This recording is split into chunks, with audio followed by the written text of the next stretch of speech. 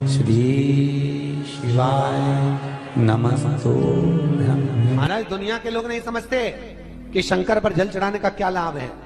शिव महापुराण कहती है, अगर एक दिन शिव महापुराण की कथा कहती है, मंगलवार को अगर शिव जी के मंदिर में, शंकर के मंदिर में जाकर एक लोटा पानी चढ़ाया जाता है तो हमारे कार्य में उन्नति होती है। कोई व्यापार नहीं चलता हो, दिक्कत आ रही हो तो हनुमान जी के दूसरे नंबर का भाई गतिमान का स्मरण करो।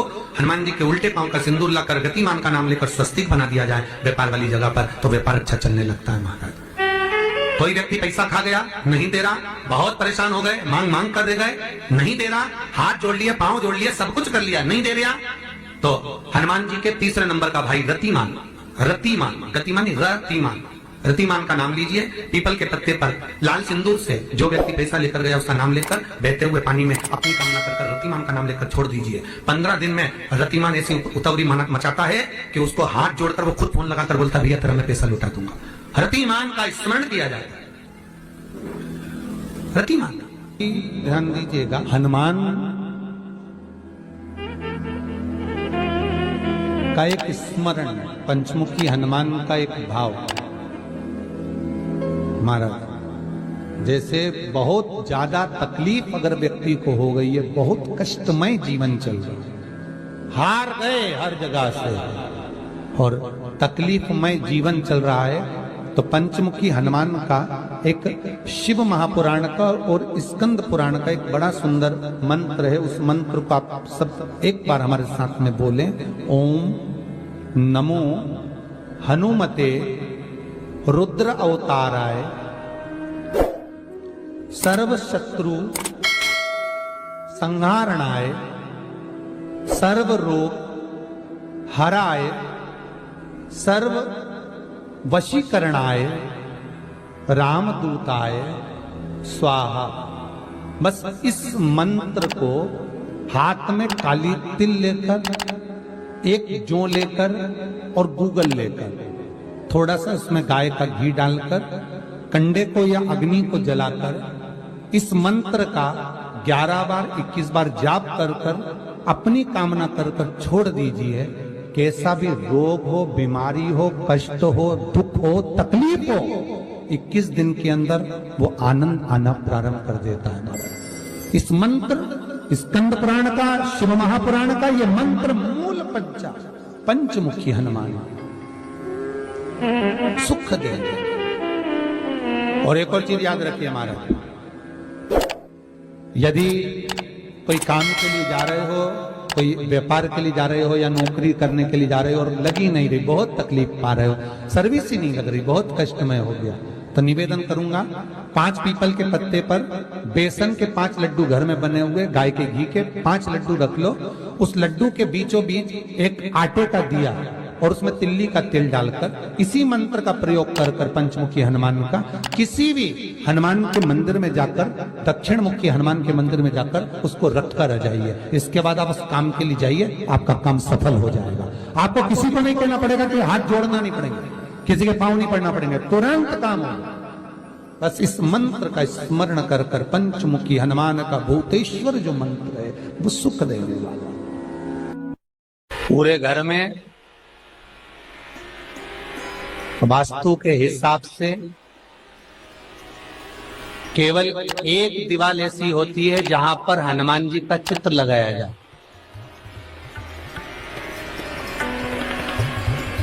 चाहे तुम पर्वत उठाने वाला चित्र लगाओ हनुमान जी का, चाहे बैठे हुए लगाओ, चाहे रामायण पढ़ने वाला लगाओ, चाहे लंका दहन करने वाला लगाओ, चाहे राम नाम जपने वाला लगाओ, चाहे लक्ष्मण को संजीवनी देने वाला लगाओ, चाहे मौन मुद्रा में लगा दो, चाहे स्तुति में लगा दो, चाहे भजन में लगा दो। हनुमान जी का कोई भी चित्र लगता है तो ना पूरब में लगेगा, ना पश्चिम में लगेगा, ना दक्षिण में लगेगा। हनुमान जी का अगर चित्र लगता है तो उत्तर की दीवार में दक्षिण को देखते हुए लगता है, केवल एक ही स्थान।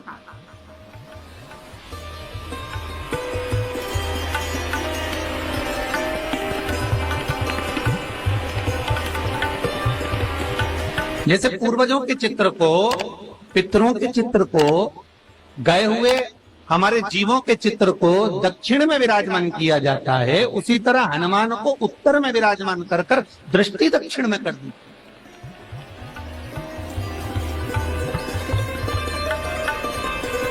घर में हनुमान जी के जितने फोटो होते हैं उसको केवल दक्षिण दिशा में लगा, उत्तर दिशा में लगा बिठाते थे, और दक्षिण की ओर उनकी दृष्टि होना चाहिए, दक्षिण की ओर उनका मुख होना चाहिए। क्यों? महाराज, अगर व्यक्ति के जीवन में कोई बीमारी आने वाली है, व्यक्ति के जीवन में कोई रोग आने वाला है, व्यक्ति के जीवन में अगर कोई कष्ट आने वाला है, व्यक्ति के जीवन में अगर कोई परेशानी आने वाली है, व्यक्ति के जीवन में कोई एक्सीडेंट का योग भी बनने वाला है, तो शास्त्र कहता है वो दिशा दक्षिण से ही बनता है।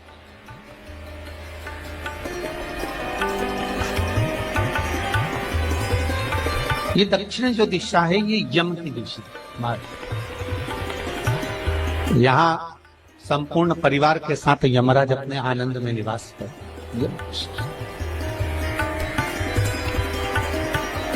और जब हमारे घर में, हम ये नहीं कह रहे कि आप हनुमान जी का फोटो लगाओ, हम ये भी नहीं कह रहे, आपके घर में हो और आपने अगर विराजमान कर रखा है किसी दिशा में, तो हमारा तो निवेदन रहेगा, अभी तक आपने अगर जैसा रखा, पर एक बार दिशा बदल कर देखना कि रोग, बीमारी, कष्ट, दुख, तकलीफ में आपको लाभ मिला कि ना।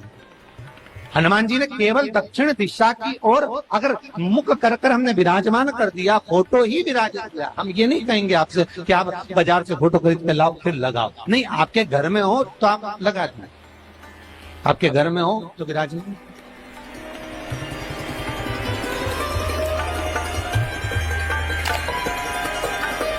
अच्छा, कितनी विपरीतता है वो भी आप जरा जानिएगा महाराज, कि शंकर भगवान के ऊपर जो जल चढ़ाया जाता है उसकी जलाधारी उत्तर में जाती है महाराज।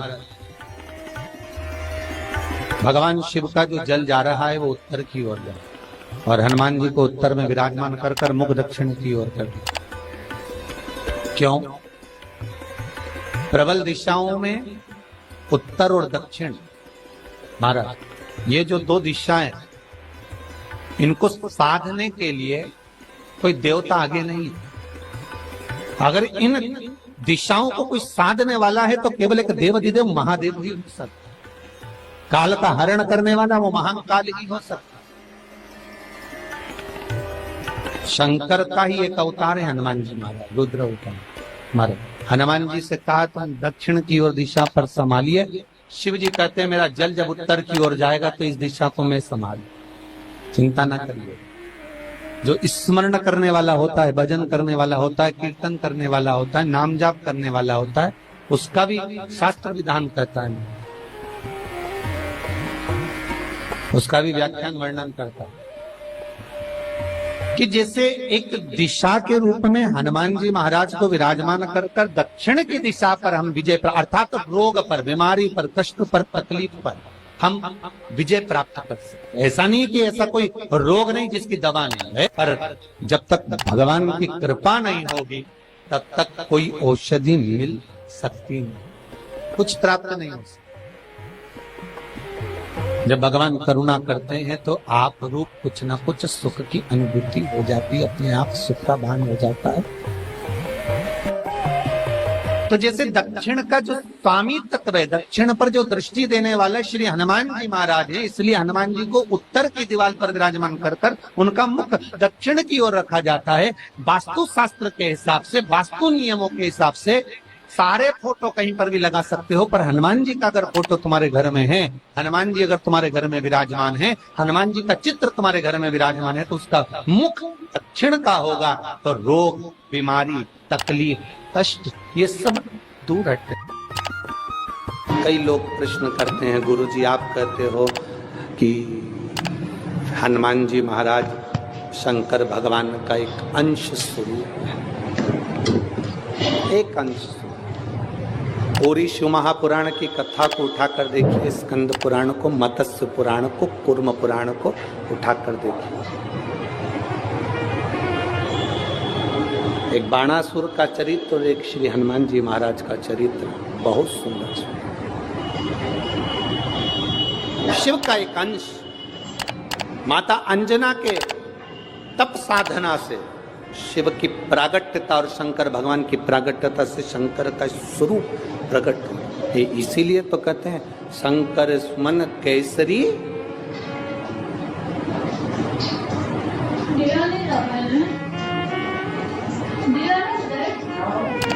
शिव का एक स्वरूप है हनुमान जी। हम तो हमेशा कहते हैं अगर आप हनुमान जी का भी दर्शन कर रहे हैं तो ये अंदाजा लगा कर रखें कि आप शंकर का दर्शन कर रहे हैं। आप शंकर का दर्शन कर रहे हैं तो ये अंदाजा लगा कर रखें कि आप हनुमान जी का दर्शन कर रहे हैं। सब एक, कोई भेद नहीं, सब एक, कोई भेद नहीं। देवताओं, आप एक बेलपत्र, जैसे आप एक बेलपत्र कि ये दो जो पत्तियां होती हैं, जरा ध्यान देंगे, ये दो जो पत्ती नीचे की रहती है बेलपत्र, आगे का भाग एक बेलपत्र और नीचे की जो ये दो पत्तियां होती हैं, इन दो पत्तियों के ऊपर एक एक शमी पत्र। ये दो ओम नमः शिवाय, श्री शिवाय नमस्तुभ्यम। स्वागत है आपका शिव महापुराण उपाय में। तो दोस्तों, आज हम फिर से एक बार बात करने जा रहे हैं 6 मई मंगलवार नवमी तिथि के उपाय के बारे में।